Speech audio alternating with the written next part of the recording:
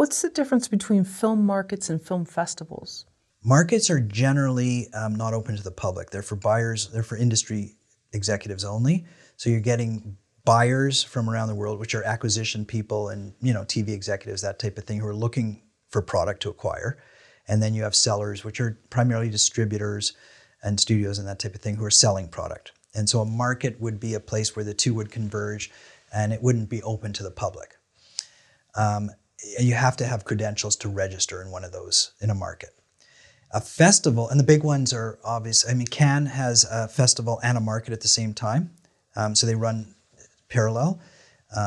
So it's a lot of big festivals also have markets that run parallel. Everybody thinks they're just festivals. The public thinks they're festivals, but the professionals know there's markets.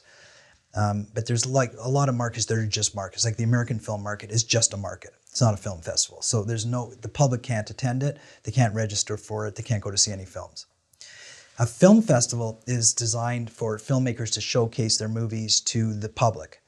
So the public's obviously invited and encouraged to come and watch as many independent movies as possible, or whatever movies are showcased there.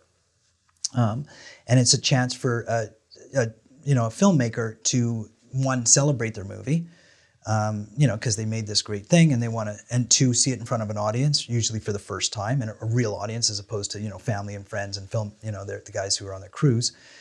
So that's really good, and do a Q&A and get some feedback on the movie.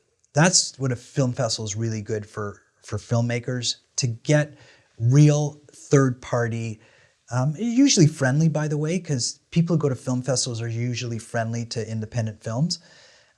So it's not as critical as if you released your film in the theaters and the critics, took it apart. That's a little bit, more difficult. But so a festival is good in that way. My sort of beef with festivals is two things. One is they're curated really tightly, and I believe that festivals make most of their money from submission fees. I mean, it's somewhere between $50 and $100 for most festivals if you're going to submit a feature. I mean, I've submitted to many, many, many festivals, so I know. And it's like college admissions. You add it up, like Sundance, I think, got something like 30,000 submissions last year for $100 each. So that's pretty good revenue just for submissions. And I don't know if they even need to screen any of the films. So remember, and they're only going to accept 300 films. So they're going to accept 1% of what their submissions are. And that's not their fault. Everybody wants to get in there, right? Mm-hmm. But it's expensive to submit, especially when you're doing multiple festivals. And chances are you're not going to get in. So I have a little bit of a beef with that. It's almost like next time around, I don't submit to festivals usually anymore, because the other reason is when you do get in, the screenings sometimes aren't very well attended.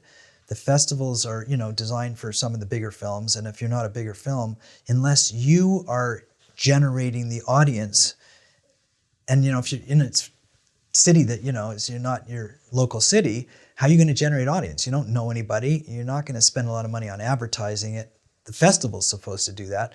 So you can go to a screening and have 5 or 10 people there, and you're expecting 100 or 200 or 300 and this big Q&A and everything like that, and it's usually often not the case. Now sometimes it is, and you're excited. And the other thing is you don't get any revenue from your screenings. Like, say 300 people come to your screening and they all paid $15 to come, the festival gets it all. That's the deal. Now, sometimes a festival will pay for you to attend if you're, good-sized name director or something like that or whatever. So that's nice, but often they don't anymore because they can't afford it. And the last thing is, it's just about a celebration of art and filmmaking, the festivals. There's really no business there. It costs you to go, it costs you to submit. You have fun doing it and talking to other filmmakers and everything like that, but that's it. I mean, you're not really going to get distribution. The odd time, maybe somebody will talk to you about it or something like that. So it's not what people say. And chances of getting into the big festivals is far and few between. So the festivals serve a purpose in terms of celebrating the art of film. But I don't think they serve much of a purpose in terms of generating revenue. Yeah, I think if you're going for that reason, I think that it's you can weigh, do I want to spend the money? Do I want to spend the money to travel there? Yeah. What about people who want the laurels for their film website? Yeah, that's also nice. That's fun. So it's nice to win an award. I mean, you feel good. Your ego gets stroked a little bit. Plus, it does help in marketing your film. At least it was recognized by somebody else. It's not tremendously important. It doesn't hurt. Sure. It doesn't hurt, but it's not. I mean, you see films that have 15 laurels on them or whatever, and there's still a tough sell. Yeah.